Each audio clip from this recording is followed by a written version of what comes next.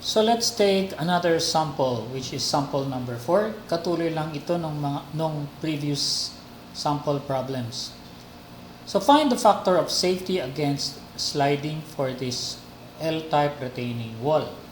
So given yung kanyang mga dimensions, and then given yung soil properties, tsaka given yung coefficient of friction, tsaka unit weight ng concrete. So meron pa rin tayong mga sinusunod na steps, which is yung step 1, yung coefficient of lateral earth pressure. Step 2, drawing mo yung pressure diagrams. And then step 3, computing mo na yung mga forces and location. Okay, so sa step 1, your coefficient is 1/3. And then step 2, ang bago dito ngayon is isinali natin yung weights. Since ang factor of safety against sliding is frictional force over lateral force. Okay? Ngayon, yung frictional force na yan yung kumokontra dito sa P. Okay? Which is equal to mu times R. And then, etong R, this is the force normal to the direction of movement. Okay? Kaya itong R na to, this is the sum of the gravity loads. Kaya sosolvin natin ngayon yung mga gravity loads ng retaining wall, pati na rin yung earth na nakapatong sa retaining wall. So, meron tayong W1, W2, tsaka W3. Yung W1 and W2, ito yung mass ng concrete. And then W3, ito yung earth. Now, since this is gravity forces, hindi naman siya lateral load, we don't need to compute, we don't need to include the coefficient here. So W1, that is 24.78, which is equal to yung 0.3 times 3.5 times unit weight of concrete multiplied by 1. Ngayon, itong 1 na yan yung 1 meter strip of retaining wall. And then W2, this is 1.8 times the thickness 0.4 times unit weight of concrete. And finally, W3, yung earth na nakapatong sa retaining wall, sa footing ng wall, you have 1.8 times 3.1, ayan, times unit weight of soil, 92.07. So, ang total niyan, 133.84. And then, ngayon, yung lateral force P is unit weight HK, yan yung base ng triangle, multiplied by the height all over 2, and that is actually the area of the polygon. So yan yung lateral force P, which is active force 33.6875. Now yung resisting force naman, this is mu times R, or that's 0.5 times 133.842. Ngayon, so mapapansin nyo na mas malakas or mas mataas yung frictional force 66.92. So we can now compute your factor of safety, which is 66.92 divided by 33, which is 1.9865. And then for problem number 5, a retaining wall 8 meters high supports a soil with a unit weight of 18 kN per cubic meter, friction angle of 30 degrees, and coefficient of 14 kilopascal. Determine the following: A. Normal pressure acting at the back of the wall assuming no tensile cracking. B. Location of tensile crack measured from the surface of horizontal field, and active pressure if tensile crack occurs in the soil. So, step 1 is solve the coefficients. Since isang layer lang yan. Pero, identify muna natin yung mga given. So yung height is 8 meters and then unit weight 18 and then friction angle 30 and cohesion capital C na 14 kPa and then i-drawing natin siya.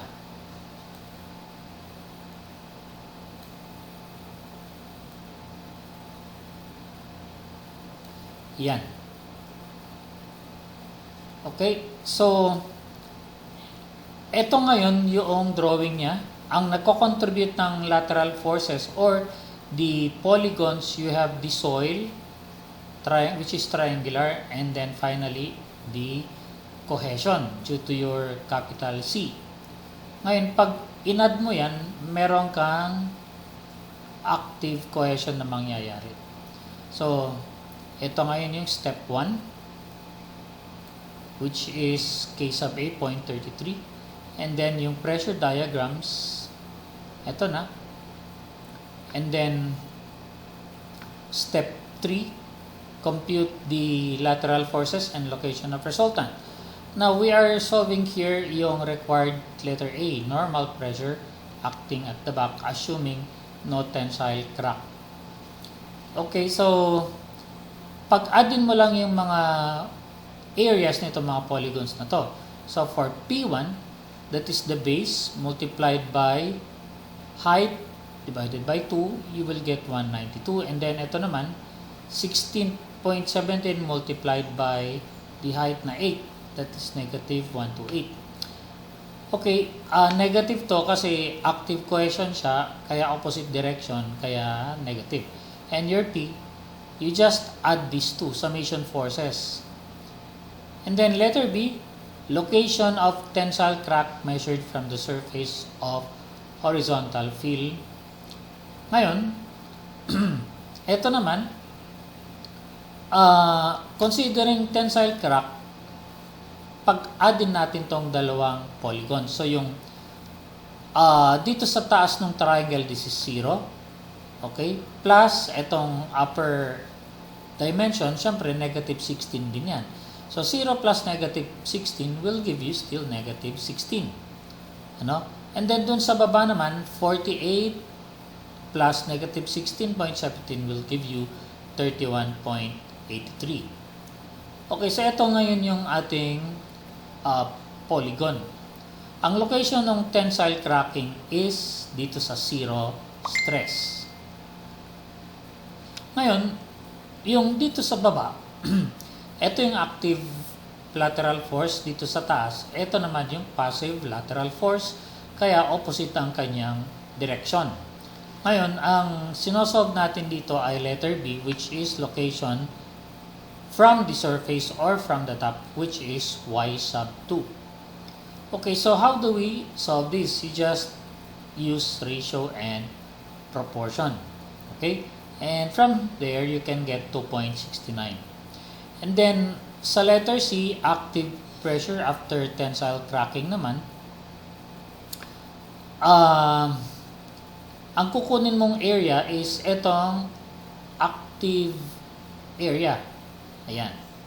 So, 31.83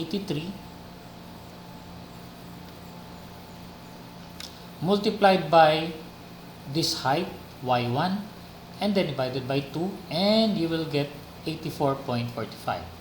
Pero, bago mo makuha yan, kailangan solvein mo muna itong y1 by ratio and proportion, which is this. And then for problem number 6, find the active and passive force for this figure given.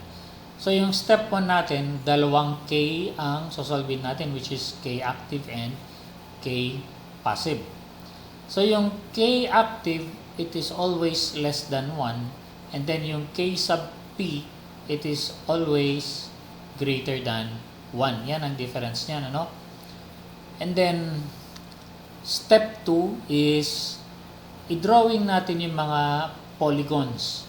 So dito sa figure, meron tayong triangular loading, which is the soil, and then meron tayong rectangular loading, which is the surcharge.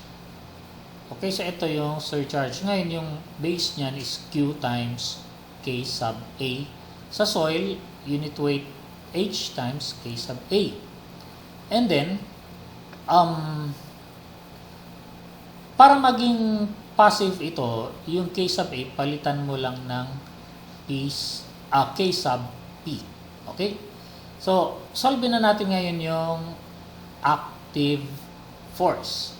Ngayon, yung active force P sub A is the base of the triangle, unit weight times height times K sub A times height again divided by 2 plus 50 times K sub A, which is 1/3 times height, and you get 417.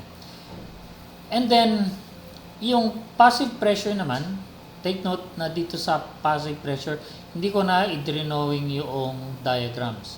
Ang pinagkaiba lang nun, yung passive, ang direction ng arrow is opposite direction, and then instead of K sub A, K sub P ang gagamitin natin. So dito tingnan nyo yung kanyang coefficient, naging 3. So, ang passive pressure natin ngayon is 3,755. Ngayon, if you will look at the ratio between active and passive is, etong passive pressure is 9 times of the active pressure. Kasi, mapansin nyo, dito sa active coefficient, that is 1/3. Okay? Ngayon, dito sa passive pressure, that is 3. So, 3 times 3, magiging 9 times siya. So, if you will multiply this, 417 by 9, you will get 3755. Now, let's go to problem number 7. Find the Rankine active force and location of resultant. Soil from the ground is 3 meters of dry sand with unit weight of 17 kilonewton per cubic meter and friction of 30 degrees. So meron tayong upper layer which is H1 na 3 meters. Okay, yan yung height. And then dry sand, ang unit weight niya ay 17, or that is unit weight 1. And then Phi1 is 30 degrees. Next is groundwater table. So, 3 meters from the ground, okay, nandun na yung groundwater table. Okay? And then, pababa, 3 meters pababa, saturated soil na yan. Ang kanyang unit weight, saturated unit weight, ay 20 kilonewton per cubic meter. And friction angle of 35 degrees. And then, ang kanyang height is 2 meters. Whoops! May kulang dito sa problem. The total height of wall is 5 meters. Yan, okay? So, ang H2, that is total height minus the upper height H1. So, total height of wall is 6 meters. Yun pala. Okay, total height of wall is 6 meters. So, ang lower height natin is 3 meters. Okay? And then, ang kanyang friction angle sa taas ay 30. Tapos, friction angle sa baba ay 35. And then, yung surcharge na 20 kPa. Siyempre, nandun yan sa ibabaw ng upper layer. So, yan, 20. So, ang required natin ay active force P sub A and the location of resultant P sub A. So, step 1, solve the coefficients. Ngayon, your K1 is 0.33, K sub 2 is 0.27, K sub 2 we are referring to phi sub 2 or 35 degrees. Okay? And then step 2, draw and compute the pressure diagrams. Ngayon, dito sa given, ilan ang ating magiging figures? First, we have the dalawang klase ang soil natin. Okay? Kaya meron tayong dalawang triangle, which is yung P1, figure 1, tsaka yung the triangle corresponding to F3. Okay? And then, meron tayong surcharge, which is the figure corresponding to P5. And then, take note na saturated sand yan, kaya meron tayong figure due to the pore water pressure. Ayan. And then, yung mga soil natin na nasa taas, magtra-transmit yan sa baba linearly. So in short, magkakaroon siya ng equivalent rectangular loading. Ganon din sa surcharge. Magkakaroon din siya ng equivalent rectangular loading.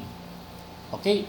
So, now, after identifying the polygons, we have to compute the dimensions of these polygons.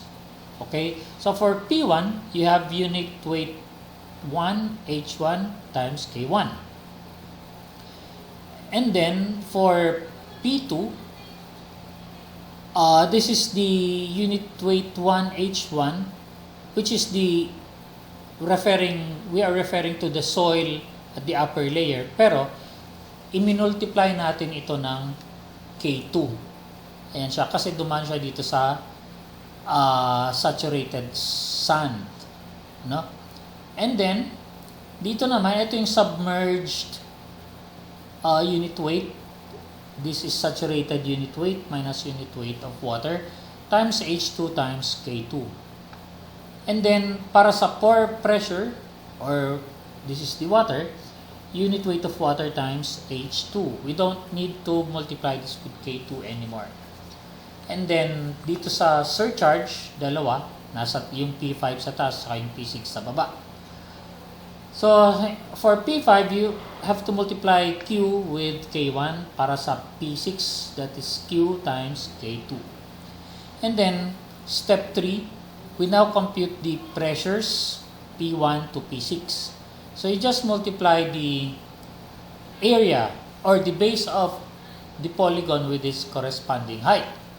Or you just compute the areas of this polygon. So for P1, this is 17 times H1, which is 3 divided by 2, and you get 25.5.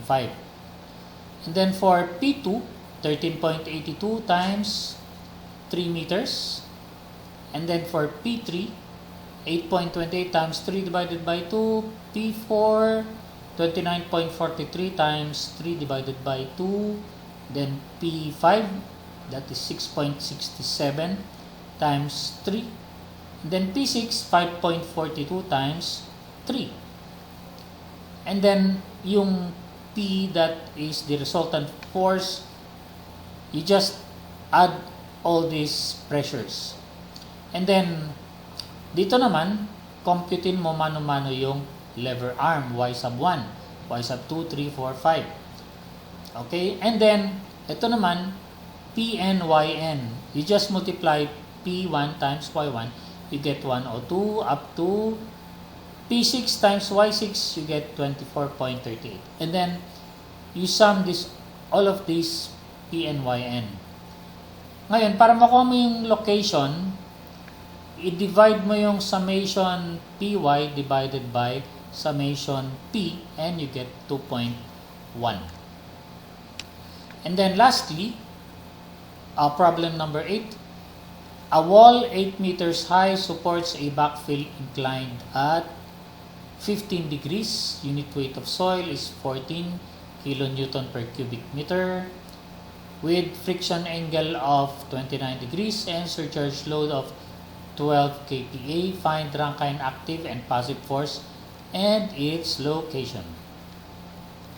So for this problem, meron tayong inclined backfill. This is alpha A. Tapos meron din siyang surcharge Q. So, ganito ang magiging coefficient natin, K sub A. Ngayon, kung ang flat ang backfill, angle A or angle alpha would be equal to 0. Babalik ka rin lang sa equation na 1 minus sine phi all over 1 plus sine phi. Okay? So, ngayon, for this, naglagay ako dito ng equation para sa cosine phi ay tsaka sa cosine alpha. Okay? Kasi dito sa equation ng k sub a, kailangan natin si cosine alpha, ayan, tsaka si cosine phi. Yan. And then, ito na yan, cosine of phi is, ayan, nakalink siya doon. Ito naman si cosine alpha, nakalink siya sa 15. So for comparison, ito yung with inclined backfill k sub a. Ayan. Negative yung nakalagay dito, tapos sa ilalim is positive. Ito. Pero kapag k sub p magiging active, yung negative dyan, gawin mo lang positive, tapos yung positive dito, gawin mo lang na negative. Ayan. So in short, parang inverse lang nung active yan. So let us see. 1 divided by k sub a will give you 2 point... no. It's not pala. Kasi meron ka ditong cosine alpha. So it's not inverse. Okay, next. And then, gagawin ko itong 0 and see what happens. Dapat parehas na sila, no? I-demonstrate ko lang. Ayan. So we have here 0.35 and then 2.88. Okay. And then, since inclined backfill with surcharge, ang i-convert natin yung unit weight natin, which is your unit weight equivalent, which is equal to unit weight of soil plus 2Q divided by H. Kaya meron tayong unit weight equivalent, which is equal to 17. So, eto na ngayon yung ating step 2, yung pressure diagrams. Ngayon, ang base nung polygon natin is unit weight equivalent multiplied by H times K sub A. Okay? So yan, 53.08. Tapos dito naman, unit weight equivalent times H times K sub P. Oops. Yung arrow dito sa passive pressure should be opposite direction. Okay, ayan. So, baliktad na siya. And then, we now determine the lateral forces of passive pressure P sub A or passive force P sub A. 53 times the height na 8 divided by 2, you get 212. And then 325 times 8 divided by 2, you get 1300 kilonewtons per meter strip.